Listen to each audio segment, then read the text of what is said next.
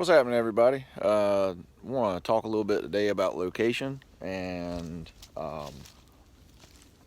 what's good locations for traps and what to look for when you're looking for somewhere to set, when you're looking for a good location. So there's a few characteristics that I look for when I set my traps. One is I always like intersections. Intersections are always good because predators travel the roads. They use the road systems just like we do. To hunt and to cover ground quietly and things like that. So intersections are always a number one for me. Any kind of ditches, furrows, anything, old logging trails and stuff like that through the woods are good. Little swamp runs, where you got like some, maybe a little water run or something like that. And then like transitional wood lines where you're going from, say hardwoods to pines or something like that. So what we got here at this spot, we got kind of all of that into one. So anytime I can get a lot of those characteristics all in one spot, I'm definitely going to set it. Sometimes with two traps. So what we got right here, we got an intersection. Okay, we got a three-way intersection here, and right over here is a little ditch line that runs out, and little drainage just goes right across right behind my truck and out into this little hardwood swamp. And just over there is a little creek of water. So we've got water, we got a waterway, we've got a drainage ditch, we've got an intersection, and we actually have a good transitional spot here between these pines. We got a little pine hill, and then as we get down here into this drain, there's a little stretch of hardwoods that run through here. It's got a lot of white oaks, live oaks, and some pines and gum and things like that mixed in. So multiple characteristics, multiple environmental characteristics are always good. It's just going to be like a highway for everything, for deer, for predators. Everything in the woods is going to travel through this spot right here. So we're probably going to punch in a little dirt hole set right over here on this corner, this intersection. And then we might even set one over here by this ditch, but we're certainly going to get a dirt hole in right here, and we're going to video that and have a little instructional how-to on, bedding a trap and making a good dirt hole set. All right, so back to location a little bit. We're here in this same spot. We had to gear up a little bit. It was kind of cool out this morning. We're back here in the same spot that we talked about. We got our intersection coming here, and then here. So trap placement is important too. Even though you got a good location, you still have to have good trap placement. So what I'm going to do here, I'm going to set the trap. I know I talked about putting it on this corner, but I'm actually going to put it right here by this little grass tuft. I'm going to use the grass for backing, and bird's eye view of where this trap's going to be sitting. It's going to be here. So it's going to be looking down this road. So anything that comes down that road is going to see this hole right here. It's going to be a big visual. And then anything that walks from this path or this path is going to have to walk right past it too. So location and then trap placement, two main key focal points in setting a good trap or making a good trap set. So we're going to go ahead and switch over to the little tutorial here on bedding a trap and making a good solid dirt hole set. All right, so what we got here is just a little tuft of grass. It's probably about, 6 inches tall or so. This is about as high as I like to go, making these dirt hole sets for coyotes and stuff like that. I don't like a big tall backing. Even being kind of close to this tree like this is not ideal for me, my preference, but it's a good location, so this is what I'm going to go with. So what I'm going to do, I'm just going to take my auger, I'm going to punch a hole in right here at the base of this grass tuft, and then I'm going to come back about 8 or 9 inches back from the hole, and then about 2 to 3 inches offset to the left or right, doesn't really matter, but offset one way or the other. And then actually we got a second grass tuft. I'll probably punch in either maybe another bait hole or a lure hole right here on this one.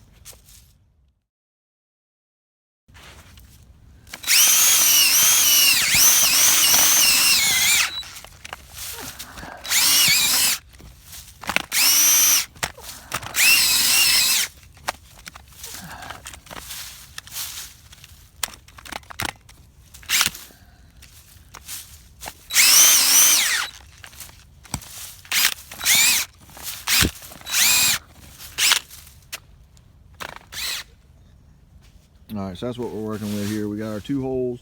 We're gonna have a lure hole here, and our bait hole is gonna be here. The trap's gonna be offset just to this one a little bit, and you know, mix it up some. I got this one. This one will be, you know, almost directly in front of the trap. This one will be just off to the side a little bit. You know, I could punch in a lure hole here. I could punch in a lure hole in between. Put bait in both the holes. It's whatever. It's up to you and your personal preference of how you make your set. So we're going to switch over now to bedding the trap. So I use Bridger 175s. This is a closed jaw trap. I do have some offsets, but you know, it doesn't really matter to me. Trap's trap as far as I'm concerned, whether it's offset or closed jaw. Just going to kind of clear out this leaf litter a little bit, get some good clean ground to work on, and going to take our sifter and our shovel and dig in our trap bed here. I always start just kind of cutting out a circle, you know, where I'm going to put my trap in. Like I say, 8, 9 inches off, 2 or 3 inches offset. This is some pretty good, easy working dirt here.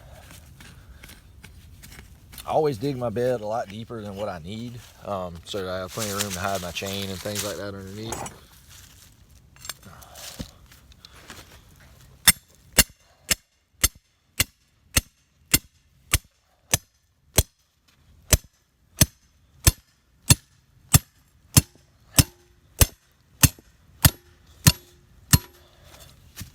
And that's plenty deep enough. I got about, I don't know, 6 inches or so of chain down in the ground. It's good, firm, dry ground. Plenty deep enough. Polyfill from a pillow. Buy one every year. Kind of let it sit outside and get some outdoorsy smell to it. The poly itself doesn't hold odor. It doesn't maintain scents or odors or anything like that. So you can actually handle this stuff barehanded, and you can leave it in your trap pack. You don't have to keep it you know, out of the elements and things like that. Just slip the poly right under the pan, leave a little bit hanging out of the front.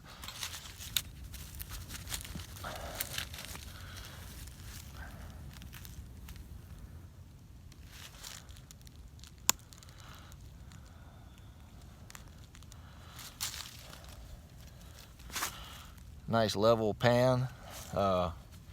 Just show you a little bit on my pan tension here. About 2.5 pounds maybe is what I set my tensions at. So you know, it's light enough for a bobcat and fox, but it's still heavy enough to get good deep pad catches on coyotes. So I'm gonna set this back. All right, so I leave a good handful of, you know, some good soft fluffy dirt down in there, and I like to kind of slope my edges of my hole here, you know, kind of towards the trap. I dig a little hole, get the chain up underneath it, and get that swivel pushed down in the dirt. Just get everything. I use that soft dirt to just kind of push that trap down into, and let it just settle good down in that dirt. You don't want, your trap can't move. You can't have an animal come up and step on the jaw and that trap rock. This one here is pretty solid. I mean, I'm gonna pack it in a little bit better, but you just can't have any movement on that trap whatsoever. If an animal comes up and he's working the set and he steps on the jaw and not on the pan, and that trap moves under his foot, he's either gonna haul butt or he's gonna dig your trap up and rob your set. So, especially coyotes. If a coyote gets, you know, nervous around a set like that, he's gonna leave, and you know, it's gonna be very difficult to catch him, at least in that set again, because he's gonna know something's up. So what I do, I bed it good, you know, like I say, it's good and pushed down in the dirt. Nothing's gonna shake this trap around. And I just take a little stick, clean off the pan. Okay, so here's the bedded trap. Here's our pan. It's exposed right now. And I just take and just pack in the dirt all around the pan. Obviously not wanting to get your finger caught in there.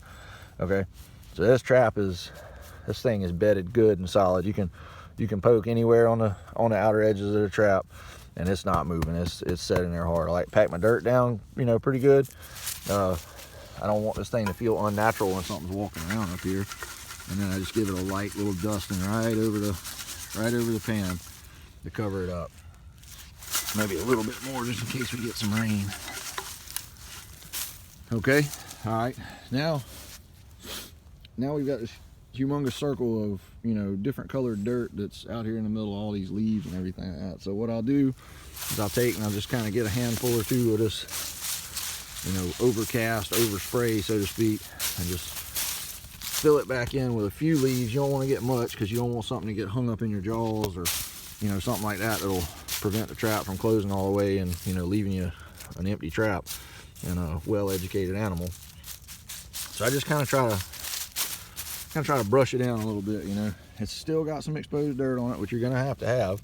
And it's really not a bad thing because, you know, an animal comes by and he sees that and he sees this hole. It looks like another animal's been digging at this hole, you know, it's a mouse or a food cache or something that another animal left.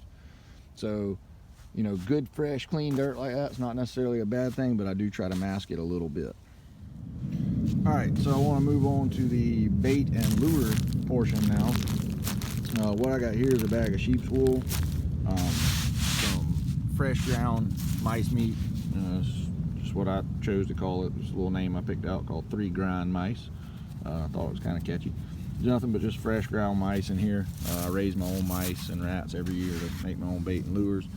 I'm going to use some Milligan's Kathmandu on this set. This is a great lure. I do make some of my own lures, but I use my stuff and I still use the store-bought stuff too. So Milligan's Kathmandu, 3 grind mice, and a little bit of sheep's wool are going to go on this one.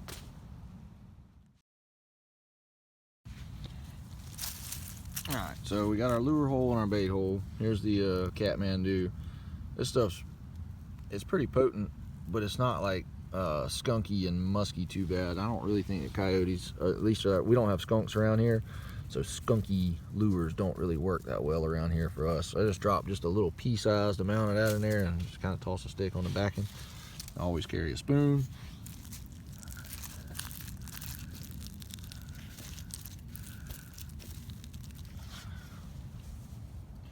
Just that much, all you need. That's probably a little too much, honestly. The hole probably about 6 or 8 inches deep, so I make sure I push that all the way down. Some guys set them real deep. Some guys set their bait holes 10 to 12 inches deep, and I do on some sets, but just chose not to on this one. All right. So we got our lure in, got our bait in, and I don't do everything the same on every single set. So I do mix things up. I do things a little bit different on every set just to change it up. I don't think that an animal that, you know, walks a trap line, coyotes cover a lot of ground, and I don't think that it's a good idea to have the same repetitive thing over and over and over again on your sets, because if an animal does travel your trap line, say he walks past, you know, 3 or 4 of your sets in a night and doesn't get caught, he's going to get used to seeing that same thing over and over, and he's going to say, wait a minute, something's up, because not a lot in nature is repetitive, especially on things like this. So you don't want to be repetitive and copycat what you do every single time. Change it up a little bit. Change your lure hole location. You know, put 2 bait holes in, 3, put a big one, a little one. You know, just change things up. Keep them guessing. So on this one, I'm just going to put a little tiny pinch of sheep's wool in here.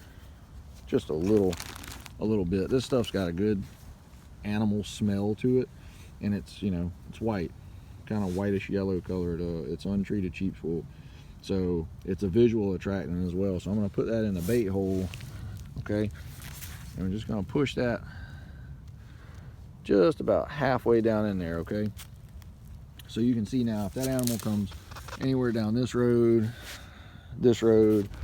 or this road, he's got a hole that's going to catch his attention, and then when he looks in the hole, he's going to have this little white piece of fur that, you know, he doesn't know what it came from. Could be a deer, could be a squirrel, whatever, you know, in his mind. So he's got this bait hole to look down, he's got the visual attractant, he's got the lure smell, he's got the fresh dirt, it's in a good location, it's got good trap placement on it. And once we get up, once I get up from here and move all my equipment out.